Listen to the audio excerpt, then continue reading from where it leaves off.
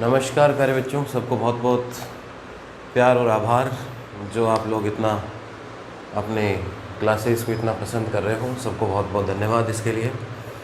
अब प्यारे बच्चों, कल हमने पहली क्लास की थी, उसके बाद हम नेक्स्ट क्लास में चल रहे हैं अपन। तो कल बेसिक बातें बताई थी बीएससी पार्ट सेकंड मैथ्स में अवकल समीकरण डिफरेंशियल इक्वेशन की।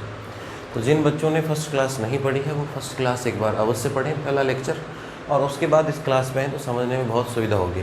आज मैं बहुत ही इंटरेस्टिंग टॉपिक लेके आ रहा हूँ जो हर एक बच्चे के लिए बहुत आसान होगा, हर एक बच्चे के समझ में आएगा, और हर एक एग्ज़ाम में, चाहे कोई से भी यूनिवर्सिटी का एग्ज़ाम हो, पेपर में यहाँ से एक क्वेश्चन ज़रूर मिलेगा, ये मेरी गारंटी है।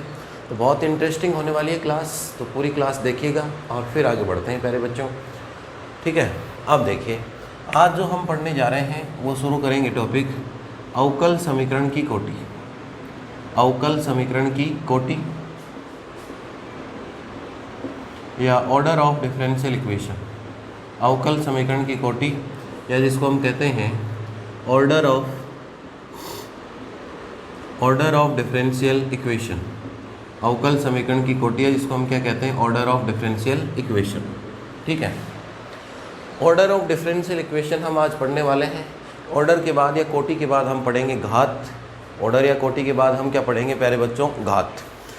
और घात जो पढ़ेंगे उसमें और कोटि से मिला के एग्जाम में एक क्वेश्चन जरूर आएगा, और बहुत ही इंटरेस्टिंग टॉपिक है, बहुत ही समझने में आसान है। ठीक है, पहले मैं डेफिनेशन लिख रहा हूँ, एक बार उसको लिख लीजिए, फिर एक एक शब्द समझाऊंगा उसका।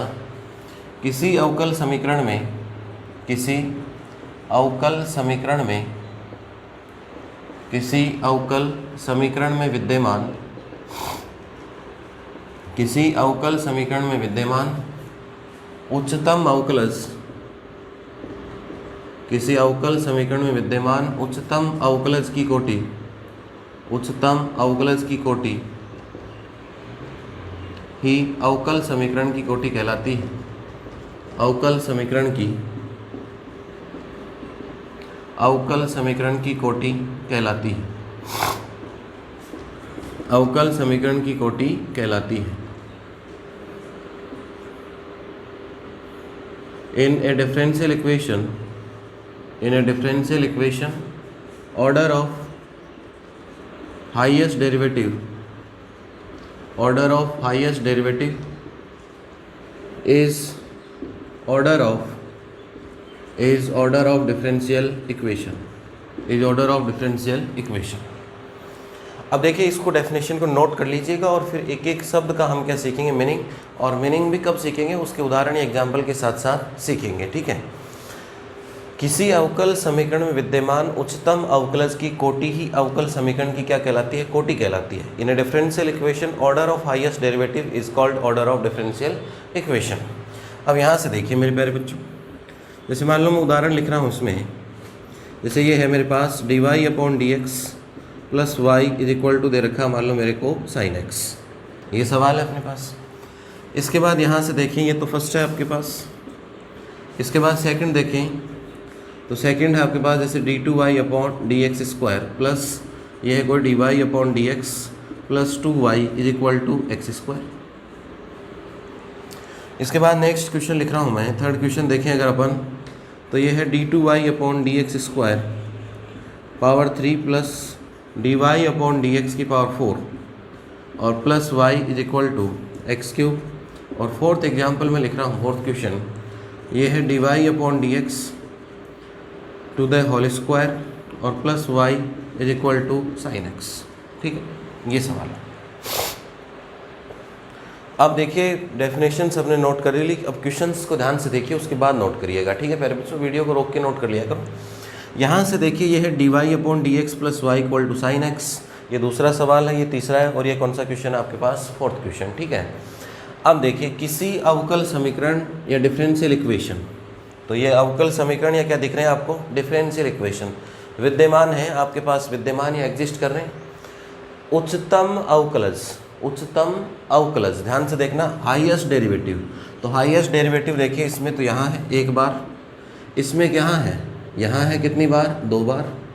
इसमें देखिए पावर 4 है इसके, लेकिन अवकलन तो एक बार है, यहाँ पावर 3 है लेकिन अवकलज कितनी बार है, 2 बार। तो आपको डेरिवेटिव कौन सा लेना है, उच्चतम या कौन सा लेना है, हाईएस्ट। तो यहाँ 2 बार और डिफरेंशिएशन यहाँ 1 बार है, तो ये हाईएस्ट हो गया आपके पास। इस वाले में देखें तो हाईएस्ट कितनी बार हुआ, 1 बार। इस पावर से डिफरेंशिएशन या अवकलन नहीं बढ़ेगा, अवकलन तो यहाँ से पता चलेगा कि कहाँ ज़्यादा है, तो 1 यहाँ हो गया आपके पास। उच्चतम अवकलज की कोटि, उच्चतम अवकलज की कोटि का मतलब वो डेरिवेशन या वो डिफरेंशिएशन या वो डेरिवेटिव कितनी बार है। तो देखिए यहाँ कितनी बार है, 1 बार।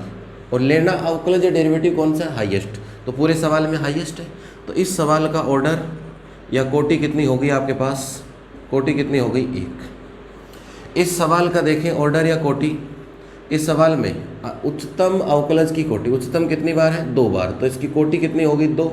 जो ऑर्डर या कोटि हाईएस्ट डेरिवेटिव का होगा वही पूरे सवाल का ऑर्डर होगा या पूरे सवाल की क्या होगी, कोटि होगी।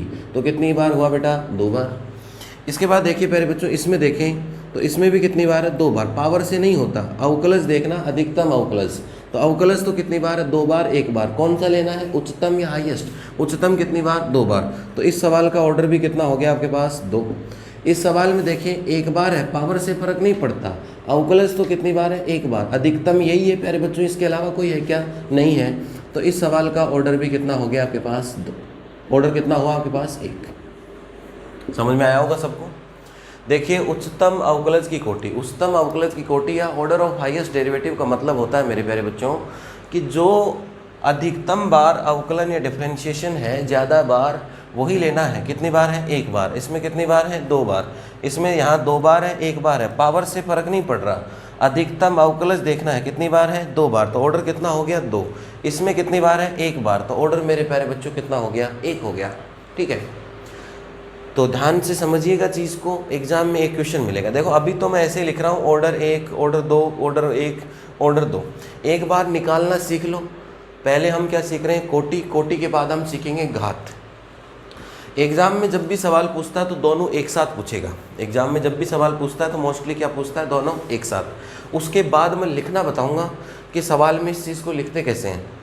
एग्जाम में ऐसे कभी नहीं लिखना है कि डायरेक्ट ही हमने लिख दिया कि ऑर्डर कितना हो गया मेरे प्यारे बच्चों, 2, या ऑर्डर कितना हो गया मेरे प्यारे बच्चों, 1, या ऑर्डर कितना हो गया, 2, या ऑर्डर कितना हुआ, 1। ऐसे नहीं लिखना, निकालना तो आना चाहिए, लेकिन इस चीज़ को लिखना कैसे, लिखना तो यही है, लेकिन पूरा थ्योरेटिकल वे से लिखने का मैं पूरा तरीका एक क्वेश्चन बताऊँगा। जब कोटि तो सीख रहे हैं अपन, और कोटि के बाद अपन क्या सीख जाएंगे मेरे प्यारे बच्चों, जब घात सीख जाएंगे। तो घात सीख जाएंगे तो घात और कोटि का एक सवाल लेंगे और उस सवाल को पूरा लिखने का तरीका, पूरा मेथड बता दूंगा, उस तरीके से एग्जाम में लिखेंगे तो पूरे में से पूरे नंबर आपको मिलेंगे प्यारे बच्चों। ठीक है, तो एक ही चीज़ रखनी है, कोटि ज्ञात करते समय क्या देखना, उच्चतम अवकलज की कोटि। उच्चतम अवकलज या हाईएस्ट डेरिवेटिव जितना होगा वही पूरे सवाल की क्या होगी, कोटि या ऑर्डर होगा। अब देखिए प्यारे बच्चों, आगे बढ़ते हैं। इसमें एक स्पेशल टाइप है, उसको क्या करना है।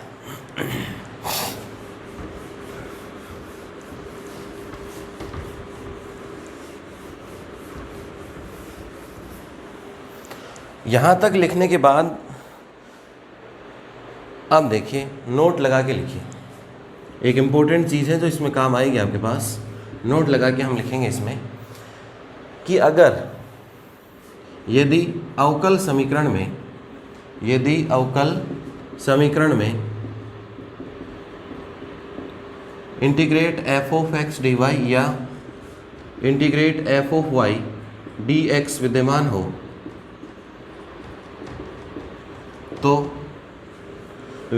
हो तो अवकलन की सहायता से, अवकलन की सहायता से हटाकर, अवकलन की सहायता से इसे हटाकर कोटि ज्ञात करते हैं, कोटि ज्ञात करते हैं। यदि अवकल समीकरण में इंटीग्रेट fx dy या fy dx विद्यमान हो तो अवकलन की सहायता से इसे हटाकर कोटि ज्ञात करते हैं। If integrate f of x dy और integrate f of y dx exist in a differential equation, then remove with help of differentiation and then find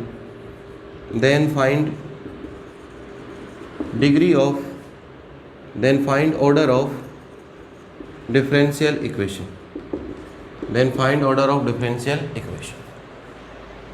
यदि अवकल समीकरण में कहीं integration F X D Y है, एफ एक्स का मतलब Y equal to F X होगा, कोई फंक्शन होगा, या आपके पास एफ वाई डी एक्स विद्यमान हो कहीं भी, तो उस अवकल समीकरण में हम क्या करते हैं, सबसे पहले उसको, अब इंटीग्रेशन हटना चाहिए, ये समाकलन का निशान हटना चाहिए, तो समाकलन का निशान हटाने के लिए क्या करते हैं, अवकलन करते हैं, डिफरेंशिएशन।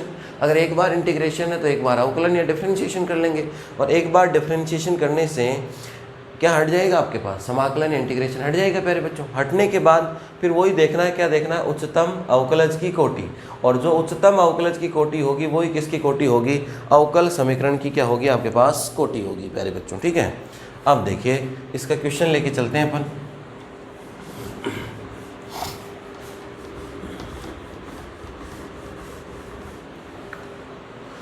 जैसे मान लीजिए मेरे पास क्वेश्चन है आपके पास, जैसे हमने लिया d2y upon D X square plus 5dy upon D X plus integrate y D X equal to कितना हो गया, एक्स क्यूब। कोई भी सवाल ले लिया अपन। अब देखिए ऐसे तो डायरेक्ट इंटीग्रेशन होगा नहीं भी इसका, अरे ऐसे तो डायरेक्ट होगा नहीं, x के साथ किसका है, y का, तो डायरेक्ट तो होगा नहीं प्यारे बच्चों। तो ऐसे सवालों में क्या करना है, पहले इंटीग्रेशन हटना चाहिए। एक और सवाल लिख रहा हूँ, ये है सवाल d2y upon D X square plus 5dy upon D x और प्लस y और integrate x cube D x. दो सवाल है बस, देखो सारी चीज़ें दूर कर देता हूँ कन्फ्यूजन। इस सवाल में इंटीग्रेशन सोल्व हो रहा है क्या, नहीं हो रहा। y का पद किसके साथ करना है, x के साथ, नहीं हो रहा प्यारे बच्चों। तो इस सवाल में पहले क्या करेंगे, अवकलन करने पर, क्या करेंगे, अवकलन करने पर, डिफरेंशिएटिंग बोथ साइड्स, अवकलन करने पर, डिफरेंशिएटिंग बोथ साइड्स। ठीक है, दोनों पक्षों में अवकलन या डिफरेंशिएशन करेंगे। जैसे ही अवकलन या डिफरेंशिएशन करूँगा तो 2 बार है तो कितनी बार हो जाएगा, 3 बार। हुआ कि नहीं हुआ। इसके बाद ये कितनी बार है, 1 बार, तो कितनी बार हो गया, 2 बार। प्लस यहाँ जैसे ही डिफरेंशिएशन करूँगा तो ये इंटीग्रेशन हट जाएगा, तो कितना बचेगा, y इधर भी होगा प्यारे बच्चों, तो कितना हो गया, 3x स्क्वायर। अब ये सवाल किस में बन गया, मानक रूप में बन गया। यही तो कहा मैंने कि अगर इंटीग्रेशन है dy के साथ x वाले पद हो या y के साथ x के y के साथ y का x के साथ करना हो या x का किसके साथ करना हो, y के साथ, तो डायरेक्ट तो होगा नहीं। डायरेक्ट नहीं होगा तो पहले क्या करना पड़ेगा मेरे प्यारे बच्चों, अवकलन या डिफरेंशिएशन करना पड़ेगा। और अवकलन या डिफरेंशिएशन जैसे ही करेंगे अपन तो ये स्थिति आ जाएगी आपके पास। 2 बार वाला कितनी बार हो गया, 3 बार। 1 बार वाला कितना बन गया, 2 बार। इंटीग्रेशन जैसे ही अवकलन किया, डिफरेंशिएशन किया, तो ये इंटीग्रेशन हट गया मेरे प्यारे बच्चों, तो कितना हो गया, y और X cube equal to X cube की जगह कितना आ गया, 3x स्क्वायर आ गया आपके पास। यहाँ तक कोई समस्या नहीं होनी चाहिए। कमेंट करके ज़रूर बताइए मुझे कि यस सर हमारे पूरा समझ में आ रहा है, तो मुझे भी अगली क्लास में बहुत अच्छा लगेगा। ठीक है प्यारे बच्चों, और सभी बच्चों को बताइए कि अपना बैच शुरू हो गया है, तो शेयर कर दीजिए इस चीज़ को सभी बच्चों में। अब देखिए, अब तो ये पहले जो यहाँ जो क्वेश्चन सोल्व करके आए थे वैसा ही बन गया। अब क्या करना है इसकी प्यारे बच्चों, क्या निकालना है, इसकी कोटि या ऑर्डर निकालना है। तो कोटि या ऑर्डर निकालना है इसका, तो अब क्या देखना है इसमें, अरे अब क्या देखना है, अधिकतम अवकलज की कोटि, अधिकतम अवकलज की कोटि, ऑर्डर ऑफ हाईएस्ट डेरिवेटिव कितनी बार है मेरे प्यारे बच्चों, 3 बार। तो जितनी अधिकतम अवकलज की होती है वही पूरे सवाल की होती है, यही तो परिभाषा सीखी।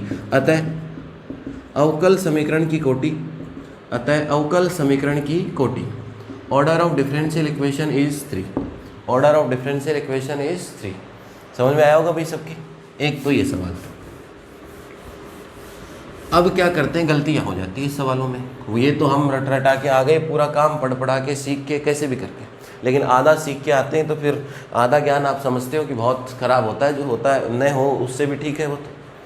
अब यहाँ से देखिए ये d2y upon D X square ठीक आ रहा है, 5dy अपॉन डी एक्स भी ठीक है, y भी ठीक है, इंटीग्रेशन आ रहा है। अब अपन ने तो वो एक रट लिया, नोट लिखाया था बोले सर ने कि इंटीग्रेशन आते ही उसका क्या कर दो, अवकलन कर दो, सवाल का डिफरेंशिएशन कर दो, डिफरेंशिएशन कर दो उस क्वेश्चन का। तो हट जाएगा, लेकिन ऐसा नहीं करना, उसको एक बार देख लिया करो। जैसे पिछला सवाल था तो यहाँ y का करना था किसके साथ, x के साथ, तो नहीं हो रहा था, लेकिन इस सवाल में तो x का ही करना है x के साथ, तो ये तो हो जाएगा अपने आप ही, इसको हटाने की ज़रूरत कहाँ है भाई। इसको ऐसे लिख सकता हूँ मैं, d2y/dx² प्लस 5dy/dx और प्लस y, इसको तो मैं ऐसे लिख सकता हूँ x⁴ कितना हो गया 4। अब कोई इंटीग्रेशन दिख रहा है क्या इस सवाल में, अब कोई समाकलन दिख रहा है क्या, नहीं दिख रहा।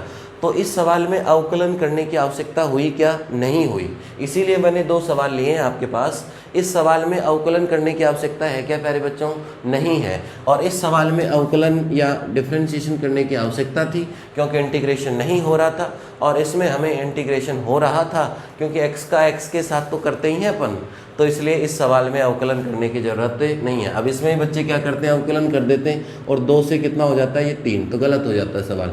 अब ज़्यादा बार अधिकतम अवकलज कितना हुआ, अधिकतम अवकलज की कोटि, अधिकतम अवकलज की कोटि, अधिकतम अवकलज की कोटि कितनी हुई 2, जो ये होगा वही पूरे सवाल की क्या होगी, कोटि या ऑर्डर। अतः अवकल समीकरण की कोटि, अतः अवकल समीकरण की कोटि, ऑर्डर ऑफ डिफरेंशियल इक्वेशन में कितना हो गया 2, order of differential equation is equal to कितना हो गया आपके पास 2। ठीक है, तो ये सवाल थे, ये कोटि के सवाल थे। एक तो जो डायरेक्ट सिंपल सवाल थे जो हमने पहले 4 क्वेश्चन किए थे, इसके बाद वो सवाल थे जिसमें इंटीग्रेशन ऐसा आ जाता हो जो सोल्व नहीं होता हो, तो उसमें अवकलन या डिफरेंशिएशन कर लो, हट जाएगा। कुछ सवालों में इंटीग्रेशन दिखने के लिए ही होता है, वो तो अपने आप ही सोल्व हो जाता है, उसको हटाने की ज़रूरत ही नहीं है, तो इसलिए ये सवाल थे। तो ये किसके सवाल सीखे हमने मेरे प्यारे बच्चों, कोटि के सवाल सीखे। किसके सवाल सीखे, कोटि या ऑर्डर निकालना हमने सीखा। ठीक है, कोटि या ऑर्डर में देखिए जो आपकी बुक्स में सवाल दिए हुए, कोई ज़रूरी नहीं कि एग्जाम में वही सवाल पूछे, कंसेप्ट क्लियर है। अब मैं भी सवाल लिख रहा हूँ, चाहे कोई सा भी कैसे भी सवाल लिख दो और उसमें पूछ लो चाहे आपसे, अगर कंसेप्ट क्लियर है तो आप कोई भी सवाल का आंसर दे सकते हो। वो भी सारे सवाल करेंगे बुक के भी अपन, लेकिन एक बार सीखने के हिसाब से कर रहे हैं। और मैं लिखने का तरीका बार बार कह रहा हूँ कि एक बार कोटि सीख लें, ऑर्डर सीख लें, और ऑर्डर सीखने के बाद जब हम घात या डिग्री सीख जाएंगे, दोनों चीज़ें सीख जाएंगे, तो उनको एक साथ लिखना कैसे एग्ज़ाम में, जिससे कि पूरे नंबर आ सकें। बहुत सारे बच्चों को आपने देखा होगा कि बच्चे आता सब कुछ है लेकिन नंबर उनके कम आते हैं। आता उनको सब कुछ है, सारे क्वेश्चन एग्ज़ाम में उनके सही है, लेकिन सारे क्वेश्चन सही होने के बावजूद भी उन बच्चों के क्या आते हैं, मार्क्स कम आते हैं। बाकी कुछ नॉर्मल स्टूडेंट होते हैं जिनके मार्क्स क्या आ जाते हैं ज़्यादा। तो वो डिपेंड करता है मेरे प्यारे बच्चों लिखने की कला, आर्ट ऑफ राइटिंग पर डिपेंड करता है। आपका आर्ट ऑफ राइटिंग कैसा है, तो देखिए किसी भी एग्ज़ाम में, जैसे आप देखते हो बोर्ड की एग्ज़ाम में, 12th बोर्ड में 90 से 95 के बीच में खूब सारे बच्चे आते हैं। 90 से बोर्ड के एग्ज़ाम में देखिए अपन 90 से 95 में खूब बच्चे आते हैं, लेकिन 95 से 99 या आजकल तो 100 तक आने लग गए, इसके बीच में कम आते हैं बच्चे, इसमें बहुत ही कम बच्चे आते हैं। आते ही नहीं आते भाई, 90 से 95 में बहुत स्टूडेंट आते हैं आजकल, लेकिन 95 से 100 के बीच में कम आते हैं। इसमें देखो ये बच्चे भी कमज़ोर नहीं हैं, ज़रूरी नहीं है कि इन बच्चों को नॉलेज ज़्यादा है, इनसे ज़्यादा इनको हो सकता है, लेकिन इनके पास क्या है, आर्ट ऑफ राइटिंग, लिखने की कला। आर्ट ऑफ क्या है मेरे प्यारे बच्चों, राइटिंग, लिखने की कला। तो कैसे लिखना है एग्ज़ाम में, वो सारी चीज़ें मैं एग्ज़ाम के पहले दिन तक बताता रहूँगा, इसलिए कोई दिक्कत नहीं आएगी भाई। इसीलिए तो मैं गोल्ड मेडलिस्ट हूँ यूनिवर्सिटी से। उसका ये फ़ायदा है कि आर्ट ऑफ राइटिंग, क्वेश्चन को लिखना कैसे है एक बार समझ लो, समझने के बाद उसको लिखना कैसे, फ्रेम कैसे करना उसको, वो सारी चीज़ें अपन डिस्कस करेंगे। अब इन बच्चों के पास लिखने की कला है, चाहे इनका एक क्वेश्चन गलत हो गया हो लेकिन नंबर पूरे आ जाते हैं, फिर भी थोड़ा बहुत कहीं मिस्टेक भी है तो लिखने की कला, और इनके सारे सही होते हुए भी पूरे नंबर प्राप्त नहीं कर पाते हैं। तो इसीलिए ये डिफरेंस है किसका, लिखने का। तो मैं उम्मीद कर रहा हूँ कि कोटि या ऑर्डर हम सीख गए। तो कमेंट करके मुझे नीचे बताइएगा कि सर हम कोटि निकालना या ऑर्डर निकालना हम सीख गए। देखो किसी के कम समझ में आता है तो ऑनलाइन का ये फ़ायदा है कि उसी वीडियो को एक बार दोबारा देख लो, बैक करके देख लो, वापस से देख लीजिए तो फिर पूरा समझ में आ जाएगा। भाई ऑफलाइन की तरह तो है नहीं, फिर भी अपनी क्लास में डाउट बहुत ही रेयर केस रहेगा, तो कोई किसी प्रकार की कोई समस्या नहीं आएगी। ठीक है बच्चों, ये तो किसकी बात हुई, ऑर्डर या किसकी बात हुई, कोटि की। अब ज्ञात करते हैं अवकल समीकरण की घात। हेडिंग लगाइए, अवकल समीकरण की घात, अवकल समीकरण की घात, या जिसको हम कहते हैं degree of degree of differential equation, अवकल समीकरण की घात है, इसको हम कहते हैं degree of differential equation. Heading लगाओ।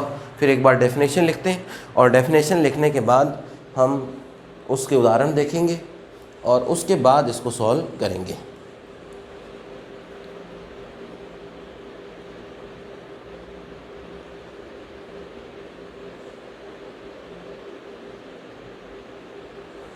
तो हेडिंग लगा ली सबने।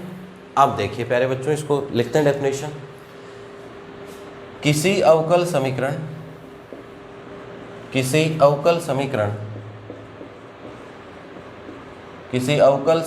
को अवकलजों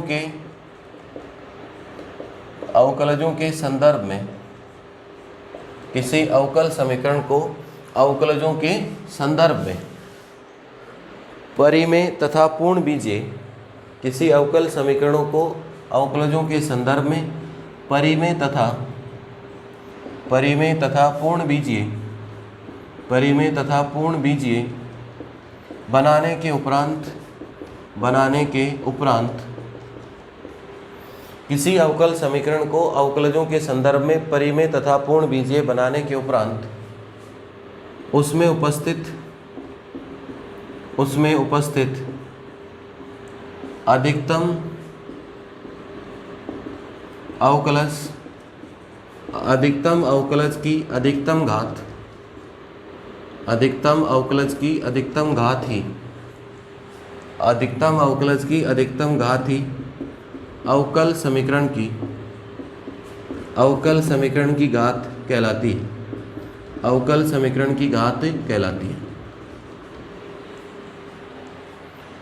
समीकरण की घात कहलाती है।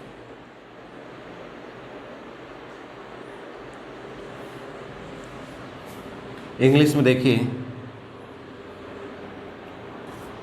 in a differential equation free from radicals and fractions in derivatives, then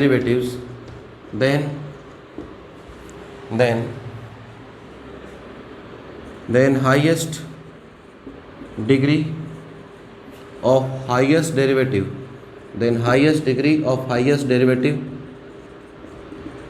is called degree of differential equation, पहले डेफिनेशन नोट करो, उसके बाद आगे बात करता हूँ मैं। सब बच्चे नोट कर लीजिए फिर डेफिनेशन, और उसके बाद आगे अपन बात करेंगे, ठीक है।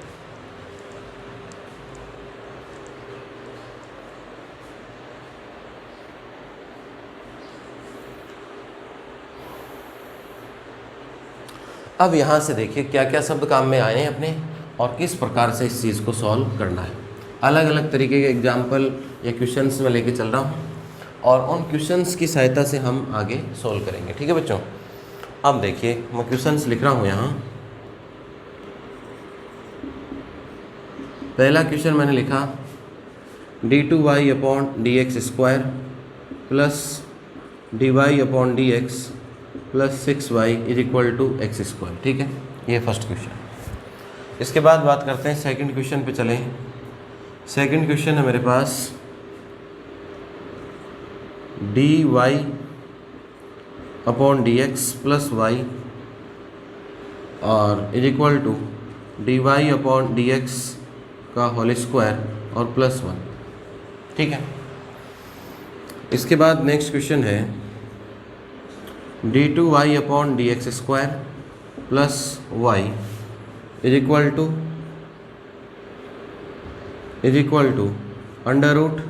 √dy/dx plus 1।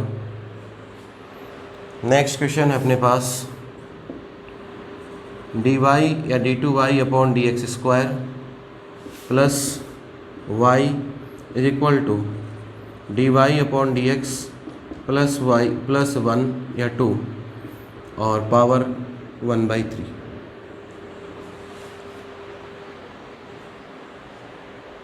ठीक है प्यारे बच्चों। अब देखिए कहाँ से चलना है, क्या चलना है। एक बार सिर्फ इतनी परिभाषा को काम में लो, अधिकतम अवकलज की अधिकतम घात को ही अवकल समीकरण की क्या कहते हैं? घात। Highest degree of highest derivative is called degree of differential equation.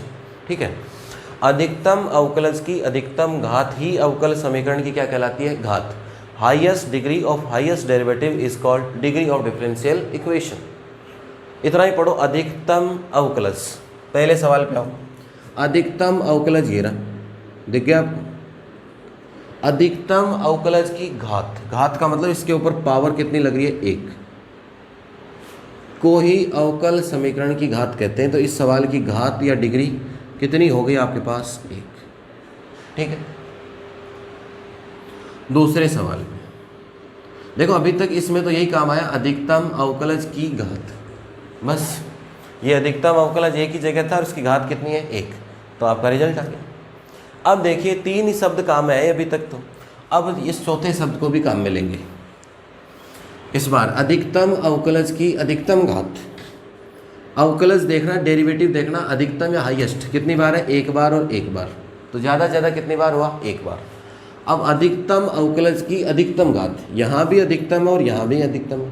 यहाँ इसके ऊपर घात कितनी है? 1, और यहाँ घात कितनी है? डिग्री कितनी है इसकी? 2। कौन सी लेनी है प्यारे बच्चों? अधिकतम।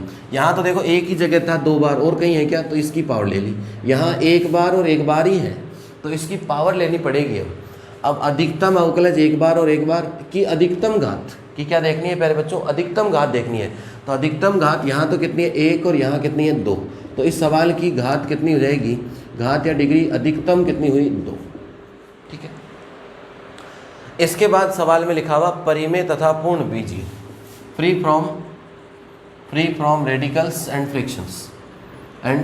ठीक है, ये है इसका। फ्रिक्शन का मतलब होता है भिन्न में। अब देखिए ये अंडर रूट लगा हुआ है, लेकिन अवकलजों के संदर्भ में, इन रेस्पेक्ट ऑफ डेरिवेटिव्स, कि कहीं इसमें कोई y वगैरह तो आना चाहिए भाई। y आश्रित चर होता है तो y आएगा, ऐसा ये सवाल है। जैसे आपके पास जैसे dy/dx plus Y is equal to under root X plus 1। इस सवाल में बेटा ये y पे है क्या? कहीं भी नहीं है अंडर रूट। तो देखिए इसमें लिखा हुआ कि free from radicals and frictions. Radicals and friction का मतलब, फ्रिक्शन का मतलब होता है भिन्न। देखो अंडर रूट लगा हुआ, तो अंडर रूट कह दूँ, चाहे इसको ऐसे कह सकता हूँ, पावर कितनी है? 1/2। तो फ्री करना है, फ्री करने का मतलब इनको हटाना है। तो ये कैसे हटेंगे मेरे प्यारे बच्चों?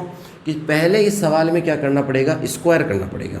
तो जैसे ही सवाल का स्क्वायर किया तो हो गया d2y/dx² प्लस y का क्या हो गया? होल स्क्वायर इक्वल टू ये हो गया dy/dx प्लस 1। देखो इस सवाल में y आ रहा है क्या? अंडर रूट में नहीं आ रहा, तो इस सवाल में वर्ग करने की ज़रूरत नहीं है। यहाँ आश्रित चर आ रहा था, इसलिए इसका वर्ग या स्क्वायर करने की आवश्यकता पड़ी अपन को। ठीक है, अब ये नॉर्मल सवाल बन गया। क्या देख रहा है मेरे प्यारे बच्चों? अधिकतम अवकलज की अधिकतम घात। ये क्या है आपके पास? अधिकतम अवकलज, और इसकी घात अधिकतम कितनी है? 2। इसको जब खोलेंगे तो भी कितनी पावर आएगी? 2 ही आएगी इसके बाहर। तो अधिकतम अवकलज ये था, और इसकी घात कितनी आ रही है? 2। तो ये क्या हो गया? इसकी घात कितनी होगी? अरे इस सवाल की घात कितनी हो जाएगी? 2। लेकिन जब भी ये भिन्न आ जाती है पावर में, उसके अंदर y होना चाहिए, आश्रित चर होना चाहिए, डिपेंडेंट वेरिएबल होना चाहिए, तब उस पावर को हटाना पड़ेगा। हटेगी कैसे? दोनों पक्षों में क्या करेंगे? वर्ग या स्क्वायर। एक बार समझ लो, आप परिभाषा लिखी, ये क्वेश्चन समझ लो। अगली क्लास में जो मैं सवाल कराऊंगा वो दोनों एक साथ कराऊंगा, कोटि और घात के, और लिखना भी बताऊंगा किस पैटर्न से एग्जाम में लिखना है। तो मिस मत कीजिएगा प्यारे बच्चों इस क्लास को और अगली क्लास को। अगर क्लास मिस कर दी तो ये मान लो कि एग्जाम में एक क्वेश्चन गया, जितने भी नंबर का, 2 का, 4 का, 3 का, हर एक यूनिवर्सिटी का अलग अलग है, तो वो क्वेश्चन चला गया आपके पास। अब इस सवाल में देखें, यहाँ फिर से पावर आ गई और अंदर कौन आ रहा है? y। तो हटाना पड़ेगा, तो क्यूब करेंगे इसका, तो ये हो गया d2y/dx² प्लस y पावर कितनी हो गई? 3, और ये हो गया मेरे प्यारे बच्चों dy/dx प्लस कितना हो गया? 2। ठीक है, अब अधिकतम अवकलज कितना है? 2 बार। इसकी पावर करेंगे तो कितनी पावर आएगी? ज़्यादा से ज़्यादा 3 पावर। चाहे खोल लो इसको a+b की पावर 3, लेकिन खोलने की आवश्यकता ही नहीं है। तो यही तो पढ़ते हैं कि पहले तो कर लो फ्री, तो फ्री कर लिया। इसके बाद अधिकतम अवकलज कितनी बार? 2 बार। इसकी घात अधिकतम घात, तो ज़्यादा से ज़्यादा खोलने पे कितनी घात या डिग्री आएगी? 3। तो ये प्यारे बच्चों घात या डिग्री कितनी हो गई आपके पास? 3। घात या डिग्री कितनी हो गई सवाल की? 3। तो ये क्वेश्चंस थे, ये डेफिनेशन थी। एग्जाम में एक सवाल मेरे प्यारे बच्चों जरूर आएगा, किसका? कोटि और घात का, दोनों एक साथ आएंगे सवाल कि कोटि भी ज्ञात कीजिए, घात भी। जैसे इन सवालों की अगर कोटि ज्ञात करना चाहो तो कोटि में तो यही सीखा था ऑर्डर में पीछे अभी कि अधिकतम अवकलज कितनी बार है? 2 बार, तो ऑर्डर कितना हो गया? 2। इसमें अधिकतम अवकलज 1 बार और 1 बार, तो ऑर्डर कितना हो गया? 1। कोटि कितनी हो गई? 1। इसमें अधिकतम अवकलज कितनी बार है? 2 बार। 2 से ज़्यादा है क्या? नहीं है। चाहे इसकी पावर 10 लगा दो, 20 लगा दो, लेकिन अवकलन तो कितनी बार रहेगा? 2 ही बार रहेगा, तो ऑर्डर कितना होगा? 2। इसके अंदर अधिकतम अवकलज कितनी बार है? 2 बार, तो इसका ऑर्डर कितना होगा? 2। तो इन सवालों को, इन डेफिनेशंस को अच्छे से प्रैक्टिस कीजिएगा आज, और फिर अगली क्लास में अपन प्यारे बच्चों इसके और सवाल करेंगे। लिखने का पैटर्न बताऊंगा जो बहुत इंपॉर्टेंट है एग्जाम के लिए, और फिर बढ़ते हैं अगली क्लास में। तो सब बच्चों के साथ बताइएगा आपके साथियों को कि क्लासेस शुरू हैं, अपने बैचेस शुरू हैं, जिससे कि सभी बच्चे ज्वाइन कर सकें। ठीक है, thank you all of you.